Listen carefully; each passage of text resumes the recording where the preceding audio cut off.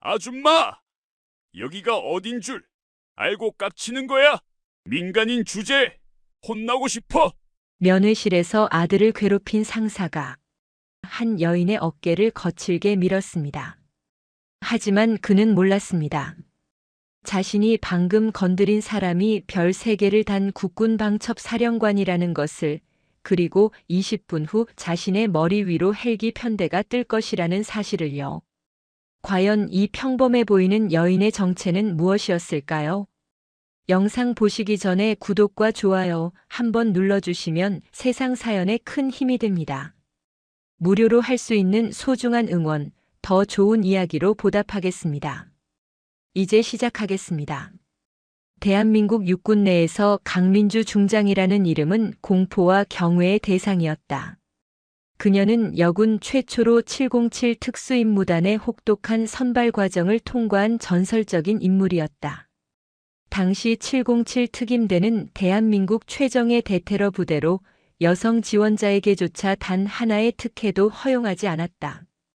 영하 20도의 설악산 계곡에서 72시간 생존 훈련을 견뎌내고 40kg의 완전 군장을 메고 50km를 행군하며 수중 침투 훈련에서 동기 남성 대원들을 제치고 1등을 차지한 여성은 강민주가 처음이었다. 그녀의 전설은 거기서 끝나지 않았다.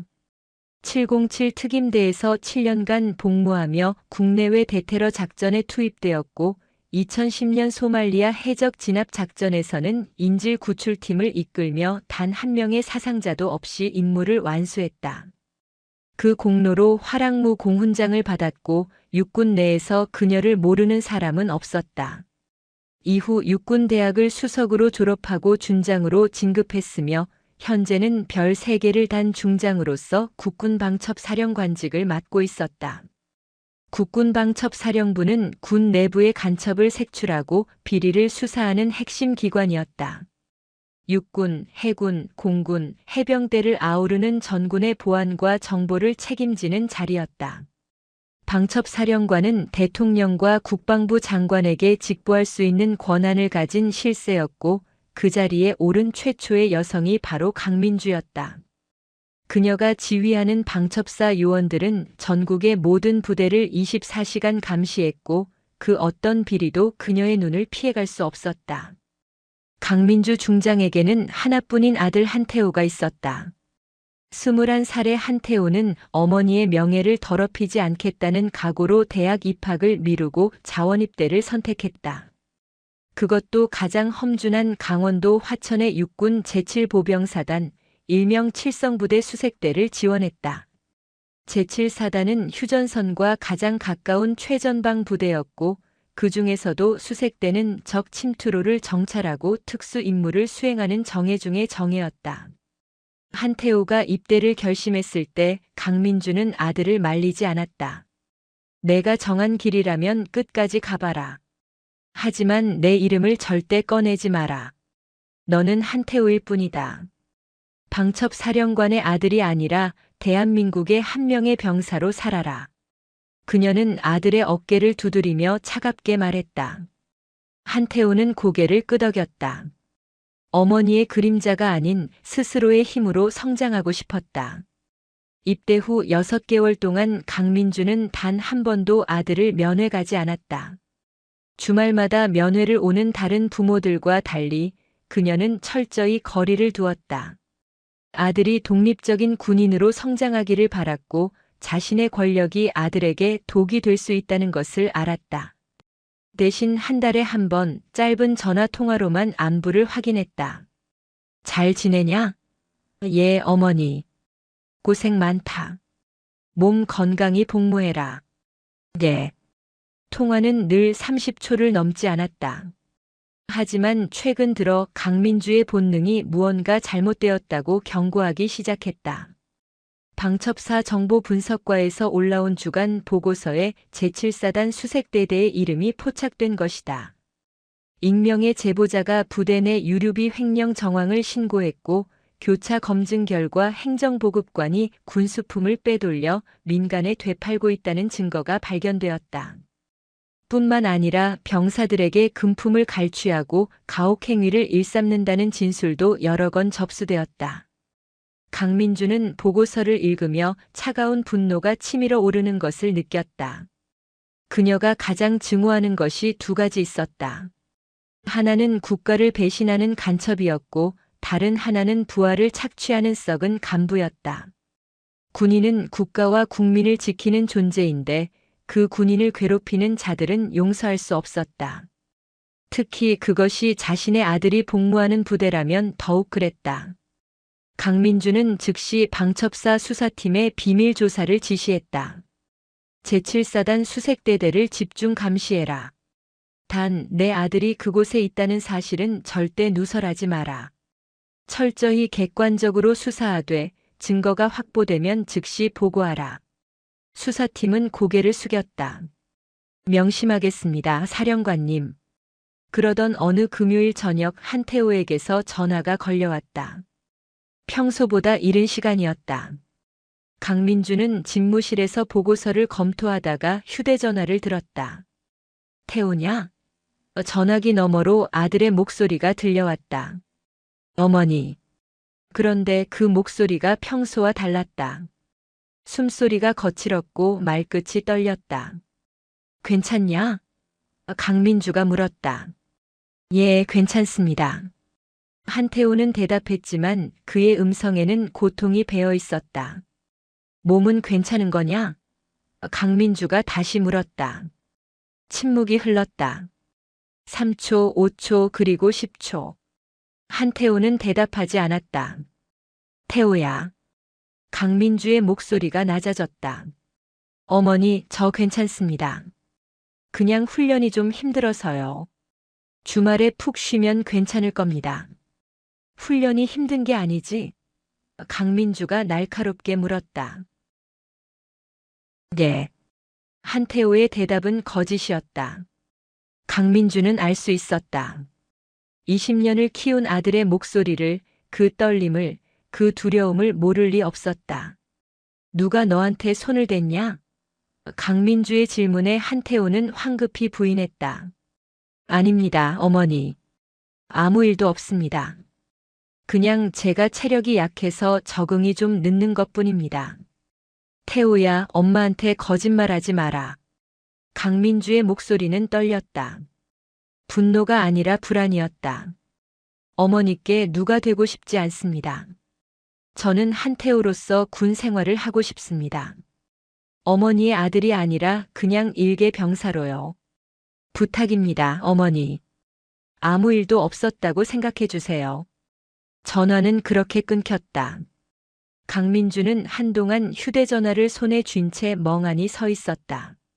그녀의 머릿속에서는 수많은 시나리오가 그려졌다. 707 특임대 시절 그녀는 인질 구출 작전 전에 항상 최악의 상황을 가정하고 대비책을 마련했다. 지금도 마찬가지였다. 아들의 떨리는 목소리, 거친 숨소리, 그리고 침묵. 그 모든 것이 그녀에게 경고하고 있었다. 강민주는 즉시 방첩사 수사과장에게 전화를 걸었다. 제7사단 수색대대 수사 진척 상황 보고하라. 사령관님, 현재 행정보급관 박춘식 상사의 비리 정황이 거의 확실합니다. 그는 부대 운영비를 횡령하여 사적으로 유용했고 이를 은폐하기 시키기 위해 병사들에게 금품을 갈취한 정황이 포착되었습니다. 또한 일부 고참 병사들을 동원하여 후임병들에게 가혹행위를 자행한 증언도 확보했습니다. 피해자 명단은? 강민주가 물었다. 현재 확인된 피해자는 5명입니다. 그중 수사과장이 잠시 머뭇거렸다. 말해라. 그중 1명이 강태호 일병입니다. 강민주는 전화기를 쥔 손에 힘이 들어갔다. 플라스틱 케이스가 삐걱거리는 소리가 들렸다. 구체적인 내용은 박춘식 상사가 한태호 일병이 방첩 사령관의 아들이라는 사실을 알고 이를 빌미로 금품을 요구한 정황이 있습니다. 응하지 않자 분대장 임성태 상병을 시켜 집중적으로 가혹행위를 지시한 것으로 보입니다.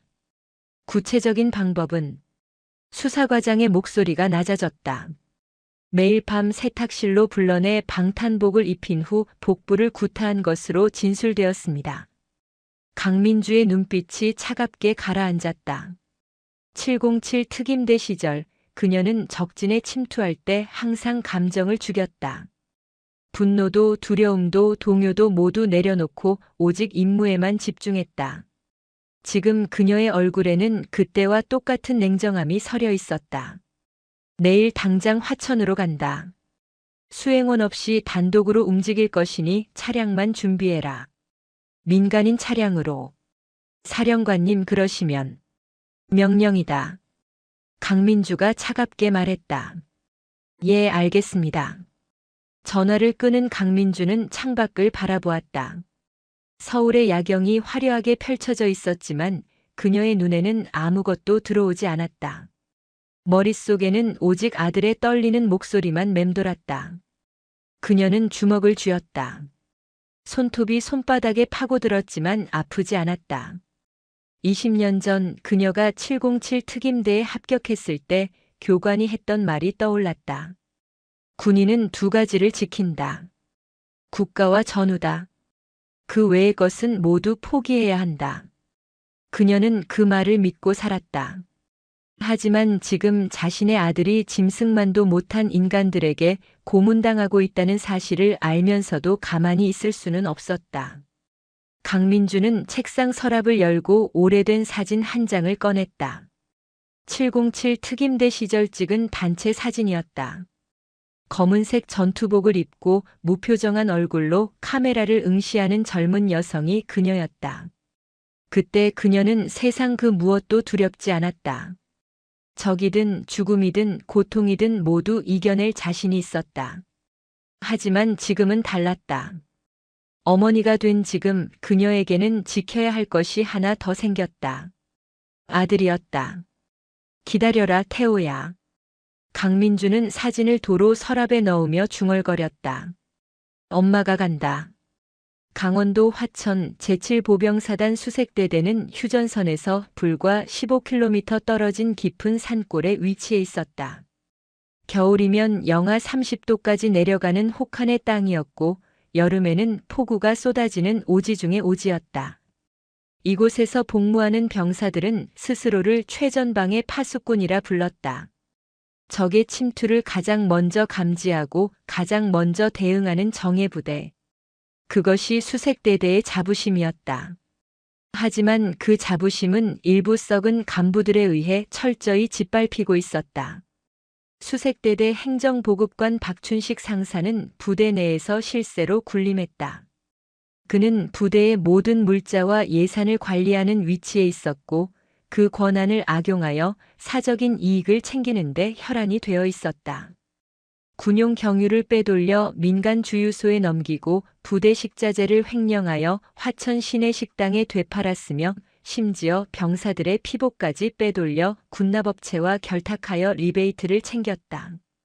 박춘식은 올해 41살로 이미 20년 넘게 군 생활을 한 베테랑이었다. 하지만 진급에는 번번이 실패했고 상사 계급에서 정년을 맞이할 처지였다.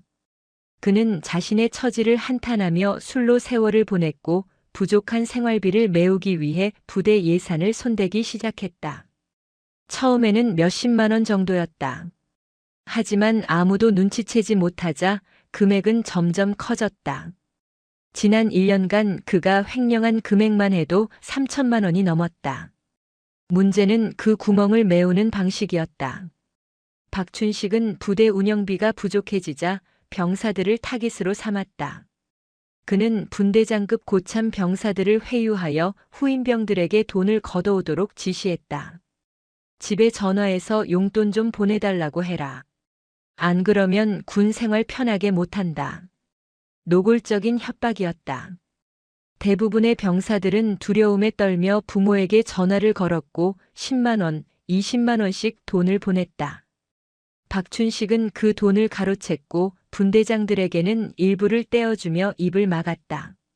그 중에서도 가장 악질적인 인물이 임성태 상병이었다.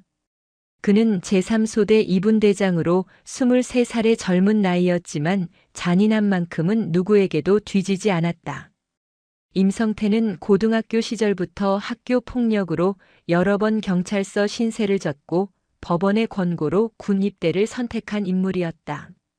그는 군대를 자신의 왕국으로 여겼고 후임병들을 노예처럼 부렸다. 박춘식은 그런 임성태의 성향을 간파하고 적극적으로 활용했다. 성태야, 내 분대 후임들 중에 집안 괜찮은 애들 있지? 어느 날 저녁 박춘식이 임성태를 불러 물었다. 몇 명 있습니다, 상사님. 임성태는 비굴하게 웃으며 대답했다. 그럼 그 애들한테 돈 좀 걷어와라. 부대 운영비가 부족하다고 해.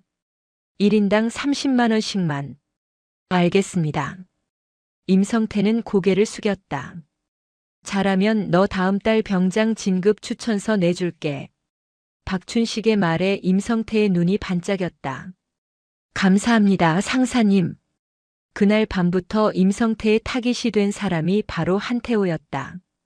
임성태는 한태호가 평소 과묵하고 다른 병사들과 어울리지 않는다는 점을 간파했다.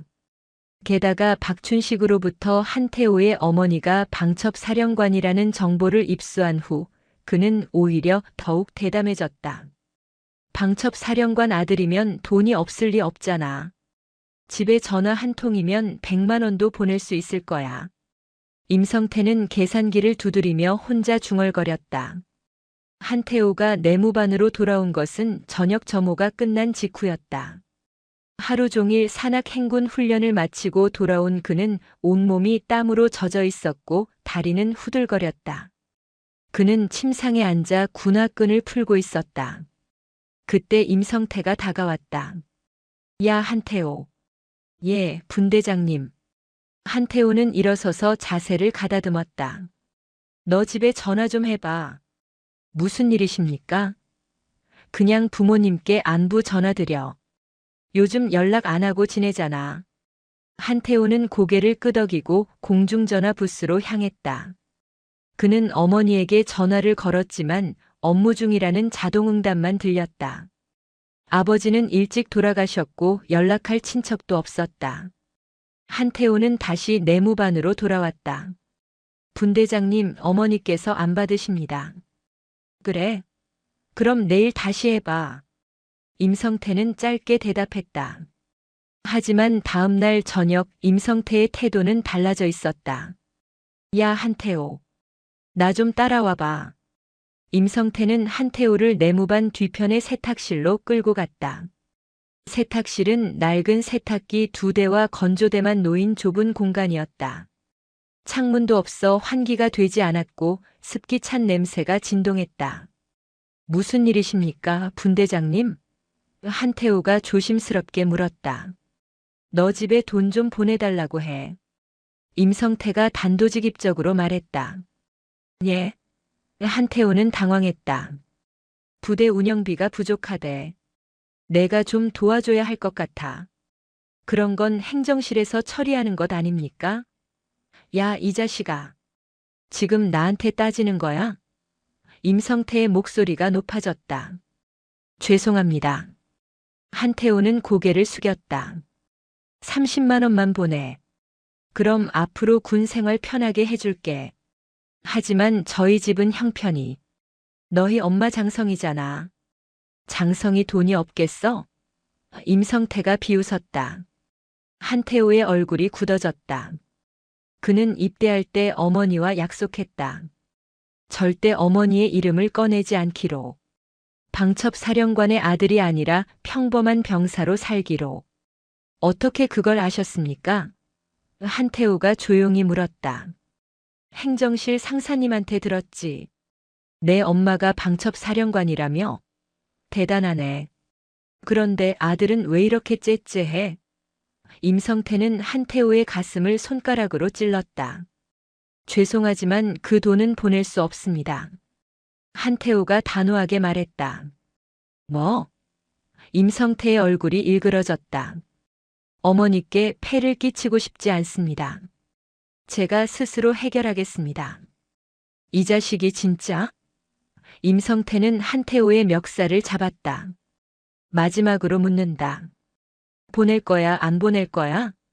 죄송합니다. 한태호는 고개를 숙였다.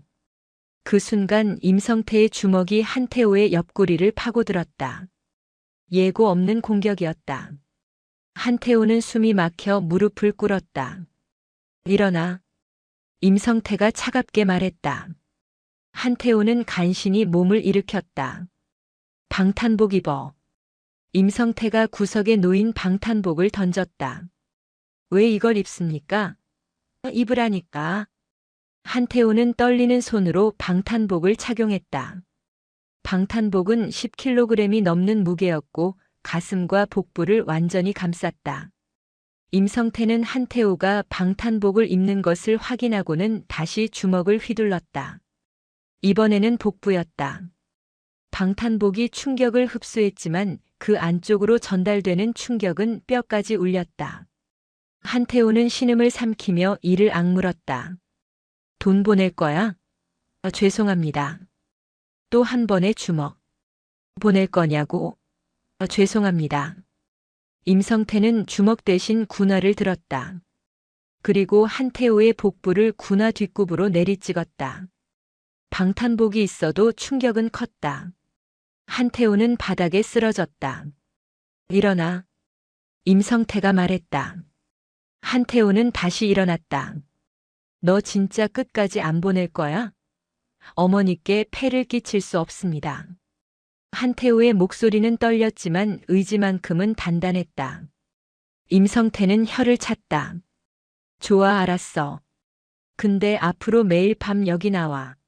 내가 돈 보낼 때까지. 네. 한태호는 고개를 숙였다. 그날 밤부터 한태호의 지옥이 시작되었다. 매일 밤 10시 소등 후 임성태는 한태호를 세탁실로 불렀다. 그리고 방탄복을 입힌 뒤 주먹과 발로 때렸다. 복부를, 옆구리를, 허벅지를. 방탄복은 외상을 막아주었지만 내부 충격까지는 막지 못했다. 일주일이 지나자 한태호의 갈비뼈 2대가 금이 갔다. 2주가 지나자 내장에 출혈이 생겼다. 한 달이 지나자 한태호는 제대로 걷지도 못했다.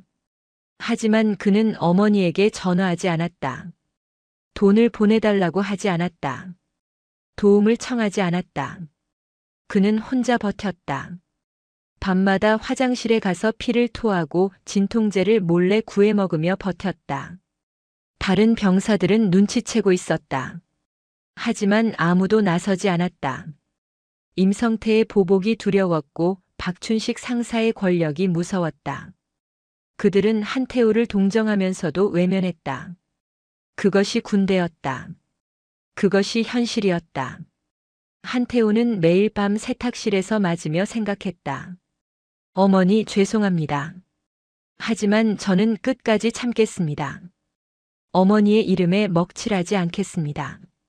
어느 날 새벽 한태호는 화장실에서 또다시 피를 토했다. 붉은 피가 변기물을 붉게 물들였다. 그는 거울을 보았다. 거울 속의 자신은 뼈만 남은 유령 같았다.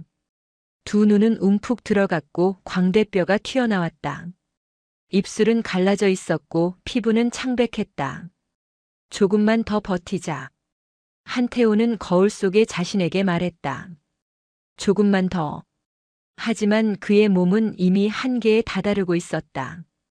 그리고 화천에서 200km 떨어진 서울 용산구 국군방첩 사령부에서는 한 어머니가 아들을 구하기 위해 움직이기 시작했다. 토요일 아침 7시 강민주는 용산구 국군방첩 사령부를 빠져나왔다. 평소처럼 별 3개가 달린 중장 정복을 입지 않았다.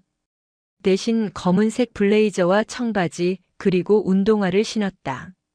머리는 단정하게 뒤로 묶었고 화장기 없는 맨얼굴이었다. 거울을 보니 평범한 40대 여성이 서 있었다. 누가 봐도 주말에 아들 면회 가는 평범한 어머니였다.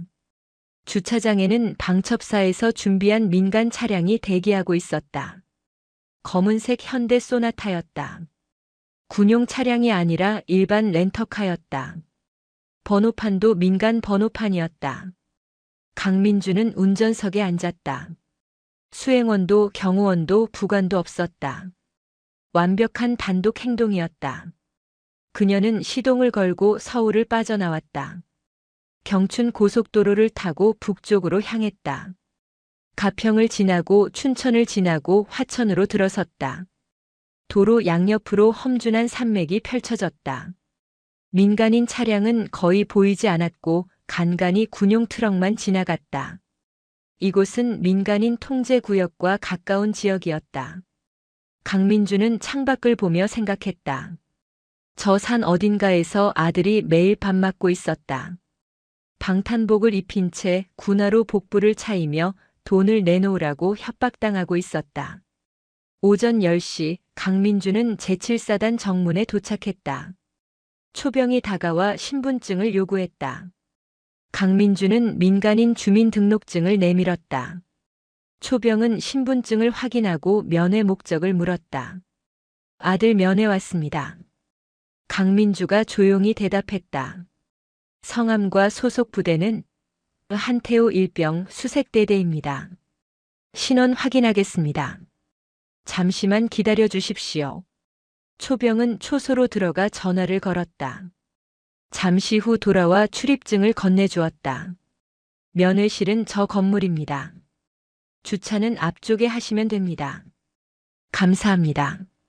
강민주는 차를 몰고 부대 안으로 들어갔다. 부대 내부는 토요일이라 한산했다. 병사들은 주말 외출을 나갔거나 내무반에서 쉬고 있었다. 강민주는 면회실 앞 주차장에 차를 세웠다. 면회실은 낡은 2층 건물이었다. 1층은 매점과 휴게실이었고 2층이 면회실이었다. 강민주는 건물로 들어가 계단을 올랐다. 2층 복도는 좁았고 형광등 불빛이 차갑게 내려앉아 있었다. 면회실 문을 열고 들어가니 긴 테이블과 플라스틱 의자가 놓여 있었다. 창문 너머로 연병장이 보였다. 강민주는 구석 자리에 앉아 아들을 기다렸다. 손목시계를 보니 10시 30분이었다. 면회 시간은 11시부터였지만 그녀는 일찍 도착했다. 30분을 기다리는 동안 그녀의 머릿속에서는 수많은 시나리오가 그려졌다. 아들이 어떤 모습으로 나올까? 얼마나 상처를 입었을까? 걸을 수는 있을까? 말을 할 수 있을까? 11시가 되자 면회실 문이 열렸다. 1명, 2명 병사들이 들어왔다. 가족들과 반가운 인사를 나누고 웃음소리가 터졌다. 하지만 한태호는 보이지 않았다. 강민주는 시계를 다시 보았다. 11시 10분. 아직도 아들은 나타나지 않았다. 11시 15분 면회실 문이 다시 열렸다. 그리고 강민주는 숨이 멎었다. 문 앞에 선 사람이 정말 자신의 아들이 맞는지 확신할 수 없었다. 한태호는 뼈만 남은 몸으로 문틀을 붙잡고 서 있었다. 6개월 전만 해도 75kg의 건장한 청년이었던 아들은 이제 50kg도 안 되어 보였다. 얼굴은 해골처럼 움푹 들어갔고 눈은 초점을 잃은 듯 했다. 군복은 헐렁하게 늘어져 있었고 걸음걸이는 노인처럼 느렸다. 강민주는 자리에서 일어나려다가 참았다. 아직은 아니었다. 아직은 평범한 어머니처럼 행동해야 했다. 한태호는 어머니를 발견하고 천천히 다가왔다. 어머니. 그의 목소리는 바람 빠진 풍선처럼 힘이 없었다. 태호야. 강민주는 평온한 목소리로 대답했지만 그녀의 손은 테이블 아래에서 주먹을 쥐고 있었다. 손톱이 손바닥에 파고들었지만 아프지 않았다. 한태호가 의자에 앉으려 하자 몸이 휘청거렸다. 강민주는 재빨리 아들의 팔을 잡았다. 그 순간 그녀의 손가락 끝에 전해진 감촉은 뼈였다. 살이 아니라 뼈였다. 강민주는 이를 악물었다. 707 특임대 시절 그녀는 고문 저항 훈련을 받았다. 72시간 동안 물고문, 전기고문, 수면 박탈을 견뎌내는 훈련이었다. 그때 교관이 말했다. 고통을 이기는 방법은 2가지다. 하나는 고통을 받아들이는 것이고 다른 하나는 분노로 바꾸는 것이다. 지금 강민주는 후자를 선택했다. 아들을 보며 느끼는 고통을 분노로 바꿨다. 그 분노는 차갑게 가라앉았고 얼음처럼 단단해졌다. 어머니, 제가 좀 약해져서. 한태호가 말을 흐렸다. 괜찮다. 강민주는 아들의 손을 잡았다. 손은 차가웠고 떨리고 있었다. 태호야, 엄마한테 솔직하게 말해봐. 누가 너한테 손을 댔냐? 한태호는 고개를 저었다. 아무도 안 그랬습니다. 제가 훈련을 못 따라가서 그런 것뿐입니다. 거짓말하지 마라. 강민주의 목소리가 낮아졌다. 어머니, 제발 아무 일도 하지 마세요. 제가 참으면 됩니다. 조금만 더 참으면. 얼마나 더 참을 건데? 강민주가 물었다. 저 전역할 때까지. 한태호의 목소리는 떨렸다. 그때 면회실 문이 거칠게 열렸다. 임성태 상병이 껌을 씹으며 들어왔다. 그는 한태호를 발견하고는 비웃음을 지으며 다가왔다. 다른 병사들은 임성태를 보자 고개를 숙이고 눈을 피했다. 그가 얼마나 무서운 존재인지 모두가 알고 있었다. 임성태는 한태호의 뒤에 서서 그의 뒷덜미를 낚아챘다. 야, 한태호. 여기 앉아서 뭐해? 한태호의 몸이 움찔했다. 강민주는 임성태를 올려다보았다. 23살 정도로 보이는 젊은 병사였다. 어깨에는 상병 계급장이 달려 있었다.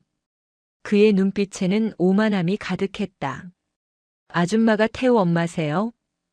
임성태가 껌을 씹으며 물었다. 말투는 건들거렸고 존댓말 속에 무례함이 섞여 있었다. 강민주는 대답하지 않았다. 그녀는 임성태의 손을 보았다. 아들의 뒷덜미를 잡은 그 손을. 손가락 관절이 두꺼웠다. 주먹으로 무언가를 자주 때린 손이었다. 묻는 말에 대답을 안 하시네요. 임성태가 비웃었다. 손 치워. 강민주가 조용히 말했다. 목소리는 낮았지만 그 안에는 살기가 담겨 있었다. 뭐? 임성태가 눈을 가늘게 떴다. 내 아들한테서 손 치우라고 했다. 강민주가 다시 말했다. 이번에는 더 분명하게. 아줌마, 여기가 어디인 줄 알아요? 여기는 군대예요. 민간인이 군인한테 함부로 말하면 안 돼요. 임성태는 오히려 더 세게 한태호의 뒷덜미를 움켜쥐었다. 한태호가 신음을 삼켰다. 그 순간 강민주의 눈빛이 변했다. 평범한 어머니의 눈빛이 사라지고 707 특임대 시절의 냉혹한 전사의 눈빛이 나타났다. 20년 전 그녀는 소말리아 해적선에 침투할 때 그 눈빛으로 적을 바라보았다. 죽이거나 죽거나 둘 중 하나만 존재하는 전장의 눈빛이었다. 마지막으로 말한다. 손 치워. 강민주의 목소리에는 더 이상 감정이 없었다. 임성태는 뭔가 이상함을 느꼈다. 저 여자의 눈빛이 보통이 아니었다. 하지만 그는 자신의 불안을 무시했다. 여기는 자신의 영역이었다. 수색대대는 자신과 박춘식 상사의 왕국이었다. 민간인 따위가 무서울 게 뭐가 있나? 아줌마, 말 함부로 하지 마세요. 내가 지금 분대장이. 그때 면회실 문이 다시 열렸다. 박춘식 상사가 들어왔다. 그는 40을 넘긴 나이답게 배가 불룩 나와 있었고 얼굴은 술로 붉게 물들어 있었다. 어깨에는 상사 계급장이 달려 있었다. 무슨 일이야? 박춘식이 물었다. 상사님, 이 아줌마가 저한테 함부로 말해요. 임성태가 투덜거렸다. 박춘식은 강민주를 보았다. 그리고 비웃었다. 아줌마, 여기가 어디인 줄 알고 군인한테 함부로 해요? 당신들이야말로 지금 뭐 하는 거냐? 강민주가 차갑게 물었다. 내 아들한테 손대지 마라. 아들? 아, 한태호 엄마구나. 박춘식이 고개를 끄덕였다. 그래, 우리 태호 엄마. 근데 아줌마 아들이 군대에서 고생하는 거 모르세요? 좀 도와줘야 하는 거 아니에요? 도와주다니 무슨 소리냐? 뭐 용돈도 좀 보내주고 그래야죠. 다른 애들은 부모가 다 챙겨주는데 태호는 왜 그런 게 없어요? 박춘식은 강민주에게 한 발짝 다가왔다. 강민주는 모든 것을 이해했다. 저 상사가 주동자였다. 아들을 괴롭힌 것도 돈을 뜯어낸 것도 매일 밤 폭행한 것도 모두 저자의 짓이었다. 그녀의 주먹이 저절로 쥐어졌다. 손가락 관절이 하얗게 변했다. 아줌마 말 좀 하세요. 벙어리예요. 박춘식이 강민주의 어깨에 손을 올렸다. 그 순간 강민주의 인내심이 끊어졌다. 그녀는 더 이상 참을 수 없었다. 아들을 짐승처럼 괴롭힌 놈들이 지금 눈앞에서 비웃고 있었다. 돈을 뜯어내고 폭행하고 고문한 인간들이 아무렇지도 않게 자신을 무시하고 있었다. 강민주는 천천히 일어섰다. 그녀의 키는 170cm였다. 박춘식보다 작았지만 그 순간 그녀는 누구보다 거대해 보였다. 지금부터 하는 말 잘 들어라. 강민주의 목소리는 얼음처럼 차가웠다. 나는 대한민국 육군 중장 강민주다. 국군 방첩사령관이다. 너희들은 지금 국가를 배신했고 부하를 고문했으며 군법을 유린했다. 그리고 가장 큰 잘못은 강민주는 박춘식을 똑바로 쳐다보았다. 내 아들을 건드렸다는 거다. 박춘식과 임성태의 얼굴이 하얗게 질렸다. 방첩사령관, 중장, 면회실의 공기가 얼어붙었다. 박춘식의 얼굴에서 혈색이 싹 빠졌다. 그의 입술이 파르르 떨렸고 이마에서는 식은땀이 흘러내렸다. 옆에 서 있던 임성태는 한 발짝 뒤로 물러섰다.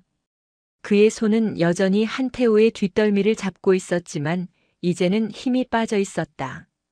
면회실 안에 다른 병사들과 가족들도 모두 침묵했다. 누군가 숨 쉬는 소리만 들렸다.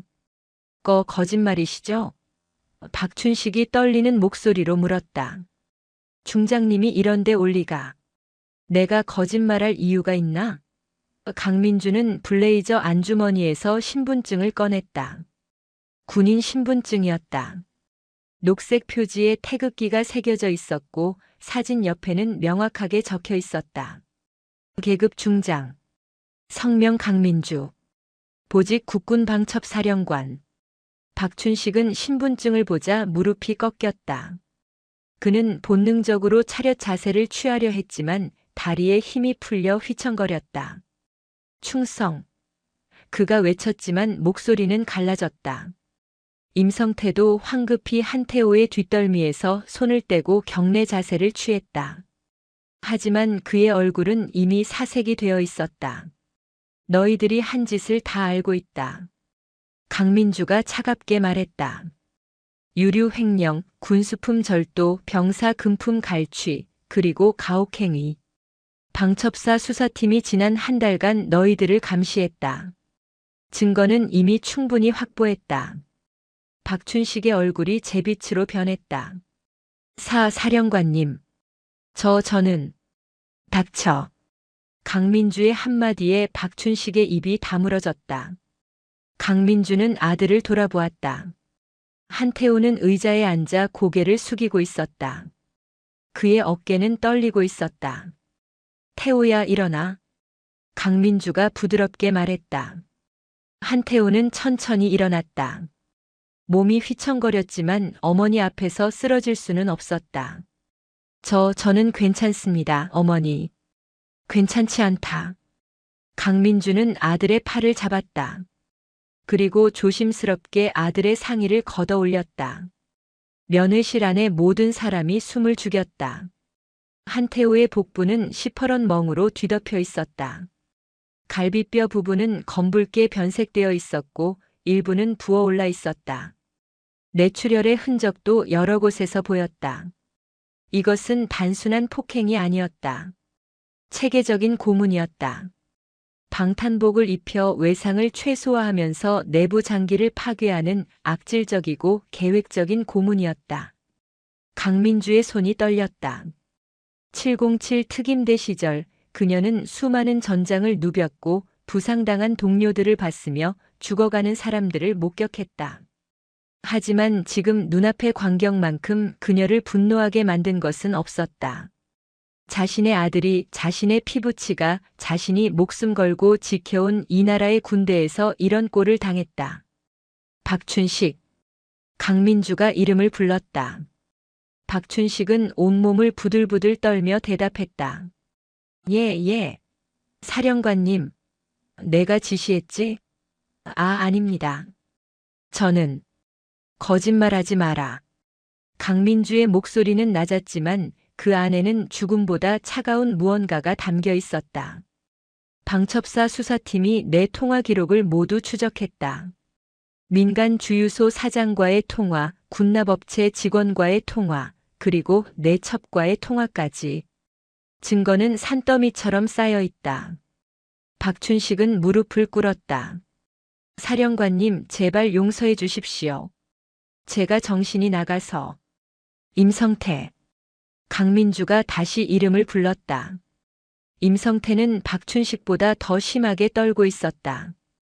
그는 23살의 어린 나이였고 군 생활 경험도 얼마 되지 않았다.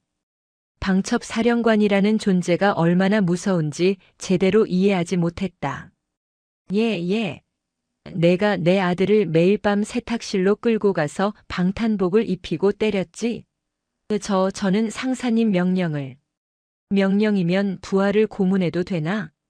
강민주의 눈빛이 칼날처럼 날카로워졌다.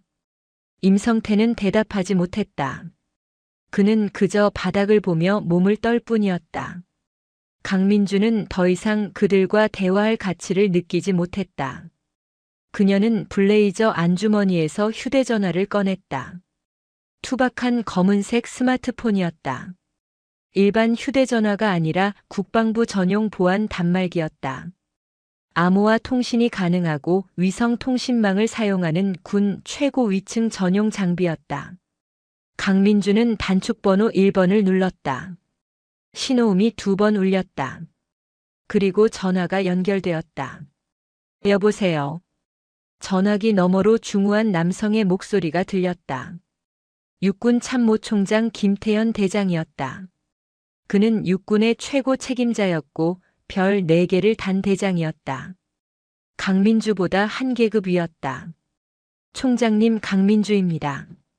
강민주의 목소리는 평온했지만 그 안에는 단단한 결의가 담겨 있었다. 오, 강 사령관. 무슨 일인가? 김태현 총장의 목소리는 여유로웠다. 토요일 오전이었고 그는 아마도 골프장에 있을 것이었다. 지금 화천 제7사단 수색대대 면회실에 있습니다. 제7사단? 거기는 왜? 내 아들이 여기서 복무하고 있습니다. 그리고 지금 내 눈앞에서 내 아들의 몸에 새겨진 고문의 흔적을 보고 있습니다. 전화기 너머가 조용해졌다. 김태현 총장은 강민주를 20년 넘게 알아온 사이였다. 그녀가 707 특임대 시절부터 지켜본 후배였고 그녀의 성격을 누구보다 잘 알았다. 강민주는 절대 과장하지 않는 사람이었다.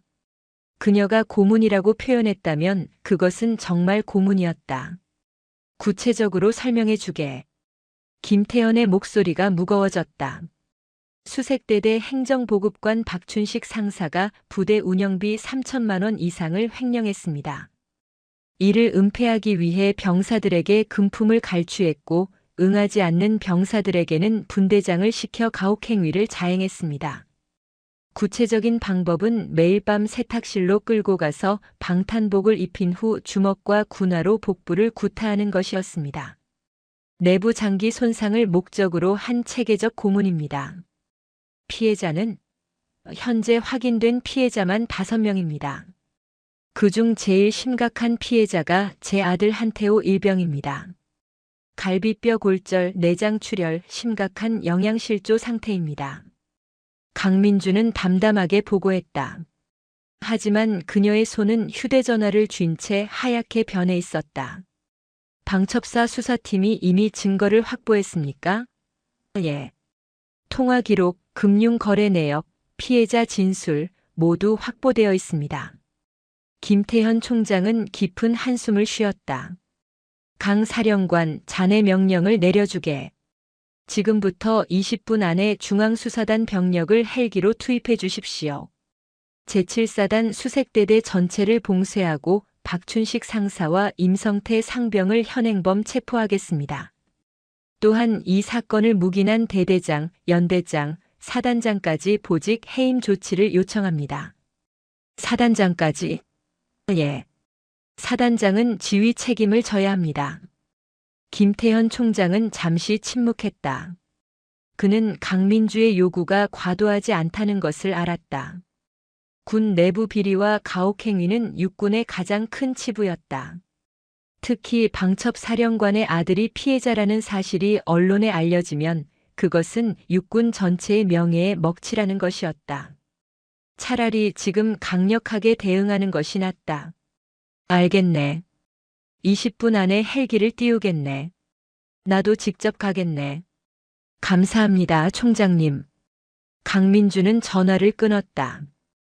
그리고 박춘식과 임성태를 내려다보았다. 두 사람은 이미 바닥에 주저앉아 있었다. 박춘식은 울고 있었고 임성태는 정신을 잃은 듯 멍한 표정이었다. 너희들은 끝났다. 강민주가 차갑게 말했다. 군인으로서도 인간으로서도 끝났다. 20분 후면 헬기가 도착한다. 육군 중앙수사단이 너희들을 체포할 것이다. 그리고 군사법원에서 재판을 받을 것이다. 유류 횡령, 금품 갈취, 상습 폭행, 부하 고문. 이 정도면 군 교도소에서 최소 10년은 썩을 것이다. 박춘식이 강민주의 발을 붙잡으려 했다. 사령관님, 제발 한 번만 용서해 주십시오. 저한테 식구들이, 내 아들한테도 가족이 있다. 강민주는 박춘식의 손을 차갑게 뿌리쳤다. 내가 내 아들을 때릴 때는 생각 안 했나? 내가 내 아들의 갈비뼈를 부러뜨릴 때는 생각 안 했나? 이제 와서 가족 타령하지 마라. 강민주는 아들을 부축해 일으켰다. 태우야, 잠깐만 참아라. 곧 병원으로 데려갈 테니까. 어머니, 저는 괜찮습니다. 한태우가 말했지만 그의 목소리는 너무 약했다. 괜찮지 않아. 내 몸이 지금 어떤 상태인지 엄마가 다 안다. 갈비뼈 골절의 내장 출혈이면 지금 당장 수술이 필요한 상태다. 면회실 밖에서 소음이 들리기 시작했다. 헬리콥터 로터의 굉음이었다. 처음에는 희미하게 들리더니 점점 커졌다. 한 대가 아니었다. 여러 대였다. 강민주는 창문으로 다가가 밖을 내다보았다. 하늘에서 세 대의 UH-60 블랙호크 헬기가 하강하고 있었다. 육군 중앙수사단 소속 헬기였다. 각 헬기마다 완전 무장한 수사관 10명씩이 탑승해 있을 것이었다. 헬기들은 연병장 한가운데에 착륙했다. 로터 회전으로 인한 바람이 면회실 창문을 흔들었다. 헬기 문이 열리고 검은색 전투복을 입은 수사관들이 뛰어내렸다. 그들의 가슴에는 하얀색으로 CID라고 새겨져 있었다.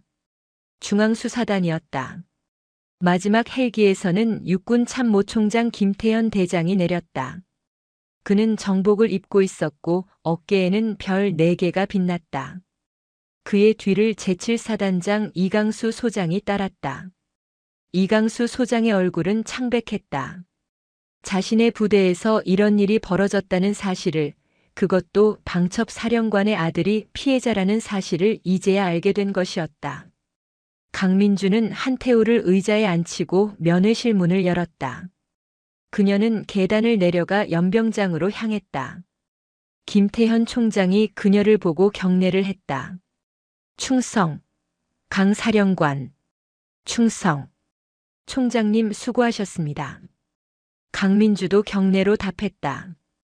피해자는 2층 면회실에 있습니다. 용의자 2명도 같은 장소에 있습니다. 김태현 총장은 중앙수사단장에게 고개를 끄덕였다. 체포해라. 충성. 수사단장이 답하고 수사관 10명을 이끌고 면회실로 향했다. 잠시 후 박춘식과 임성태가 수갑이 채워진 채 끌려 나왔다. 박춘식은 계속 울고 있었고 임성태는 이미 정신이 나간 듯 했다. 저들을 육군 교도소로 이송하라. 독방 수감이다. 김태현 총장이 명령했다. 충성. 수사관들은 두 사람을 헬기로 끌고 갔다. 이강수 사단장은 강민주 앞에 섰다. 그는 차렷 자세를 취하고 고개를 숙였다. 사령관님, 송구스럽습니다. 제 지휘 하에서 이런 일이. 사단장님은 보직 해임 처분을 받으실 겁니다. 강민주가 차갑게 말했다. 알고 계시죠? 예, 알고 있습니다. 이강수 소장은 고개를 숙였다. 사단장님뿐만 아니라 연대장, 대대장 모두 책임을 지게 될 것입니다. 마땅한 일입니다. 이강수는 대답했다. 그는 변명하지 않았다. 지휘관으로서의 책임을 받아들였다. 강민주는 다시 면회실로 올라갔다. 한태호는 여전히 의자에 앉아 있었다. 그의 얼굴에는 안도와 두려움이 동시에 어려 있었다. 태호야, 일어나. 병원 가자. 예, 어머니. 한태호는 일어섰다. 강민주는 아들을 부축했다. 그리고 함께 헬기로 향했다. 서울 용산구 국군수도병원 외상센터로 가는 헬기 안에서 강민주는 아들의 손을 꽉 잡았다. 창밖으로 화천의 산맥이 멀어지고 있었다. 지옥 같았던 그곳을 한태호는 이제 떠나고 있었다. 헬리콥터가 서울 용산구 국군수도병원 옥상 헬기장에 착륙한 것은 오후 1시였다. 로터 소리가 잦아들자 의료진이 들것을 들고 달려왔다. 응급의학과 전문의 2명과 간호사 4명으로 구성된 외상센터 팀이었다. 강민주는 아들을 조심스럽게 들것에 눕혔다. 환자는 21세 남성입니다. 갈비뼈 골절 추정, 내장 출혈 의심, 1달 이상 지속적인 복부 타격을 받았습니다. 강민주의 브리핑은 정확했다. 707 특임대 시절 그녀는 전장 응급처치 훈련을 받았고 부상자의 상태를 판단하는 법을 배웠다. 의료진은 한태호를 응급실로 옮겼다. CT 촬영 결과 갈비뼈 3대가 골절되어 있었고 그중 하나는 폐를 찔러 기흉을 일으키고 있었다. 비장에도 열상이 있었으며 간에서는 경미한 출혈이 발견되었다. 위장 내벽도 손상되어 있었다. 의료진은 즉시 수술을 결정했다. 보호자분, 수술 동의서에 서명해 주셔야 합니다. 집도의가 말했다. 강민주는 서류를 받아들고 한치의 망설임도 없이 서명했다. 수술은 4시간 동안 진행되었다. 강민주는 수술실 밖 복도에서 기다렸다. 그녀는 의자에 앉지 않고 창가에 서서 밖을 내다보았다. 서울의 하늘은 맑았지만 그녀의 마음은 폭풍우가 몰아치고 있었다. 707 특임대 시절 그녀는 총탄이 날아다니는 전장에서도 침착함을 잃지 않았다. 소말리아 해적선에 침투할 때도 인질 구출 작전을 수행할 때도 그녀는 언제나 냉정했다. 하지만 지금은 달랐다. 수술실 안에 누워있는 사람은 전우가 아니라 자신의 아들이었다. 오후 5시 수술실 문이 열렸다. 집도의가 나왔다. 수술은 성공적이었습니다. 골절된 갈비뼈를 고정했고 비장 열상 부위를 봉합했습니다. 폐 기흉도 처리했습니다. 다만 회복에는 최소 석 달이 걸릴 것으로 예상됩니다. 후유증은? 강민주가 물었다. 적절히 치료받으면 후유증 없이 완치 가능합니다. 하지만 1달 더 늦었다면? 집도의는 말을 흐렸다. 사망할 수도 있었습니다. 강민주는 고개를 끄덕였다. 그녀는 집도의에게 감사를 표하고 중환자실로 향했다. 한태호는 산소 마스크를 쓴 채 누워 있었다. 여러 개의 링거가 연결되어 있었고 심전도 모니터가 규칙적인 신호음을 내고 있었다. 강민주는 아들의 손을 잡았다. 차갑던 손이 이제는 조금 따뜻해진 것 같았다. 엄마가 지켜줄게. 강민주는 중얼거렸다. 다시는 이런 일 없을 거야.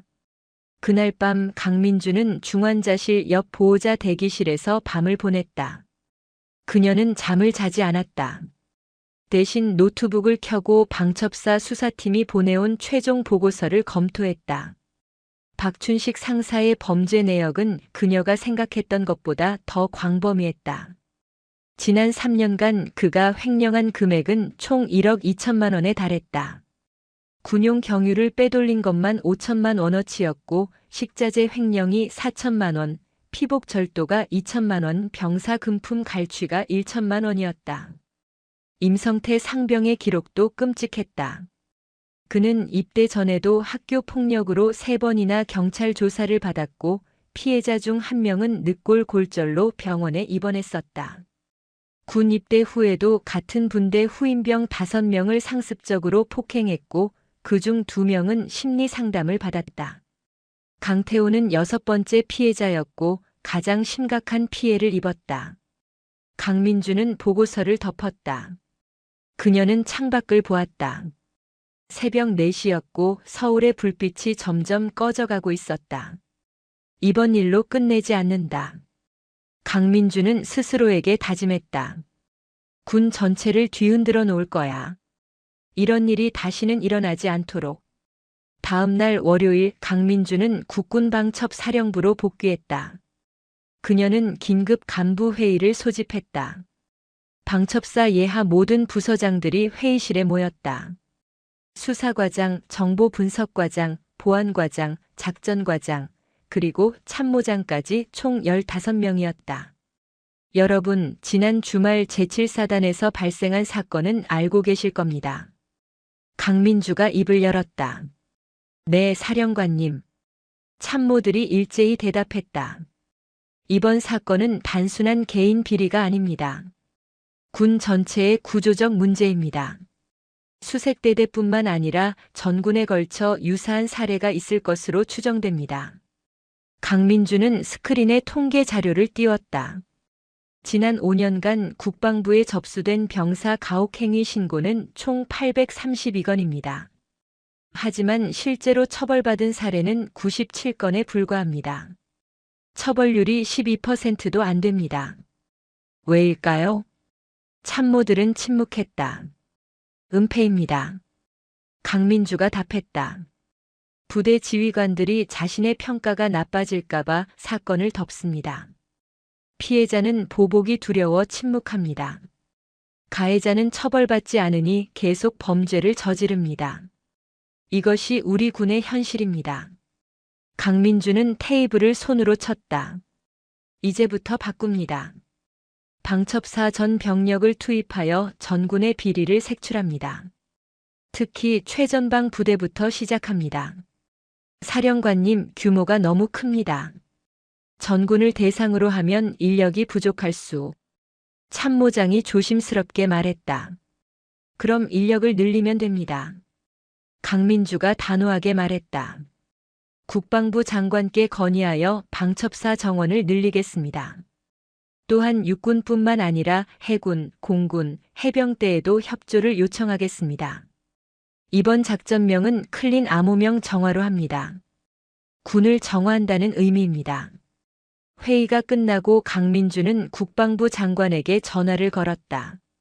박준영 장관은 육군사관학교 출신으로 강민주보다 10년 선배였다. 장관님, 방첩사령관 강민주입니다. 오, 강 사령관. 주말에 고생 많았다고 들었네. 아들은 괜찮은가? 수술은 잘 끝났습니다. 감사합니다. 그나저나 이번 일은 정말 충격적이네. 방첩사령관의 아들이 저런 꼴을 당하다니. 장관님, 그래서 전화드렸습니다. 이번 일을 계기로 전군의 비리를 뿌리 뽑고 싶습니다. 강민주는 자신의 계획을 설명했다. 박준영 장관은 잠시 침묵하다가 입을 열었다. 좋네. 전폭적으로 지원하겠네. 필요한 인력과 예산은 모두 승인해주겠네. 다만 한 가지만 부탁하네. 말씀하십시오.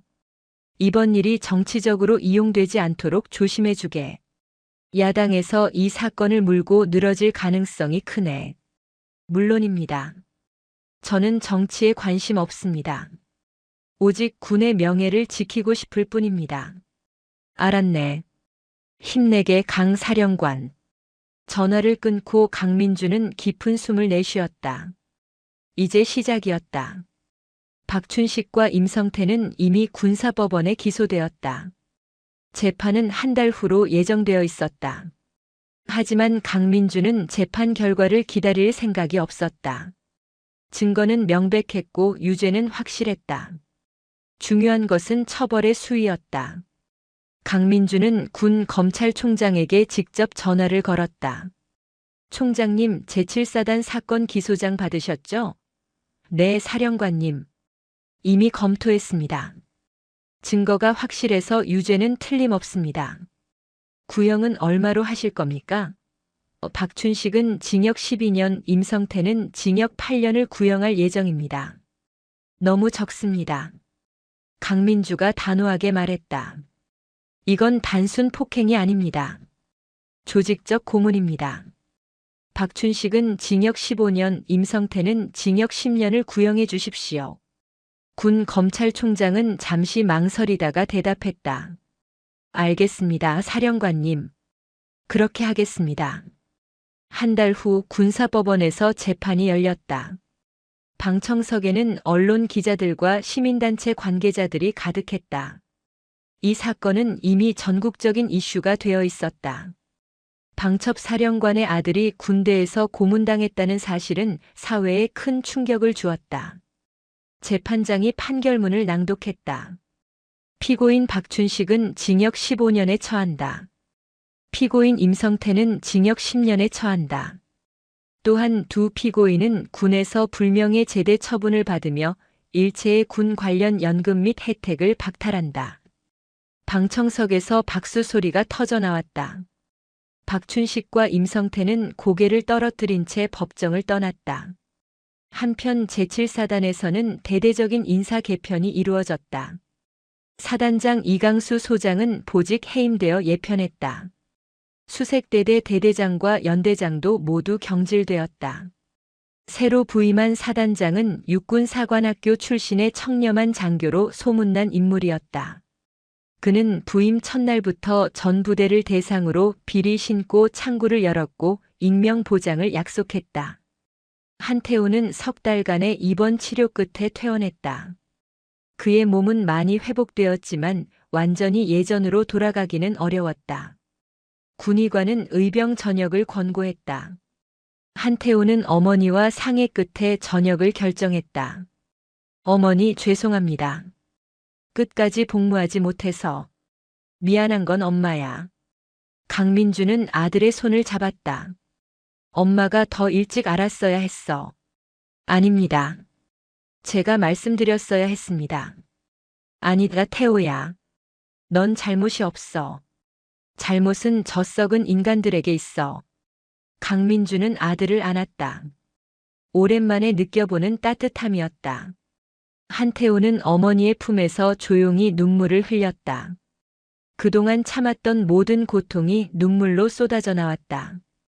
6개월 후 강민주는 국방부 청사대회의실에서 기자회견을 열었다. 지난 6개월간 방첩사는 작전명 정화를 통해 전군의 비리를 색출했습니다.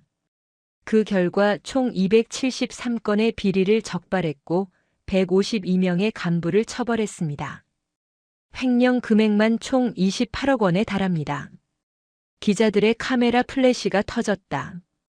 또한 병사 가혹행위 89건을 적발하여 가해자 전원을 군사법원에 기소했습니다. 앞으로도 방첩사는 군 내부 비리를 철저히 감시하고 처벌할 것입니다. 기자회견이 끝나고 강민주는 국군 수도병원으로 향했다. 오늘은 강태호의 마지막 검진 날이었다. 의사는 엑스레이 사진을 보며 말했다. 완전히 회복되었습니다. 이제 일상생활에 지장 없을 겁니다. 감사합니다, 선생님. 강민주는 고개를 숙였다. 병원을 나서며 강민주는 아들과 나란히 걸었다. 가을 하늘은 맑았고 은행나무 잎이 노랗게 물들어 있었다. 태호야, 이제 뭐 하고 싶니? 대학에 가고 싶습니다. 그래, 좋은 생각이다. 그리고 어머니. 한태호가 말을 멈췄다. 왜? 저도 나중에 군인이 되고 싶습니다. 어머니처럼 정의로운 군인이요. 강민주는 걸음을 멈추고 아들을 바라보았다. 정말이냐? 예. 저는 이번 일로 깨달았습니다. 군대가 썩은 게 아니라 일부 썩은 사람들이 군대를 망치는 거라는 걸요. 저는 그런 사람들을 없애고 싶습니다. 어머니처럼. 강민주는 아들의 어깨를 두드렸다. 그럼 준비 많이 해야 할 거다. 예, 어머니. 두 사람은 다시 걸었다. 강민주는 하늘을 올려다보았다. 구름 한 점 없는 맑은 하늘이었다. 그녀는 생각했다. 군은 아직 완벽하지 않다. 여전히 어둠이 남아있고 썩은 뿌리가 숨어있다. 하지만 포기하지 않는다. 한 걸음씩 한 사람씩 변화시켜 나갈 것이다. 자신의 아들이 그리고 미래의 모든 병사들이 안전하게 복무할 수 있는 군대를 만들 것이다. 강민주 중장은 국군 방첩 사령관으로서 그리고 한 아들의 어머니로서 그 길을 묵묵히 걸어갈 것이다. 정의의 칼날은 결코 무뎌지지 않을 것이며 어둠을 밝히는 빛은 언제나 타오를 것이다. 오늘 이야기 어떠셨나요? 강민주 중장은 우리에게 보여줍니다. 진정한 힘은 약자를 짓밟는 데 있는 게 아니라 약자를 지키는 데 있다는 것을요. 침묵은 때로 미덕이 아닙니다. 부당함 앞에서 목소리를 내는 것, 그것이 진정한 용기입니다. 권력은 자신을 위한 것이 아니라 정의를 위한 것임을 기억하시길 바랍니다. 여러분 모두 따뜻한 하루 보내세요. 감사합니다. 영상이 재미있으셨다면 구독과 좋아요, 댓글까지 부탁드리고 오늘도 건강하고 행복한 하루 되시길 바랍니다.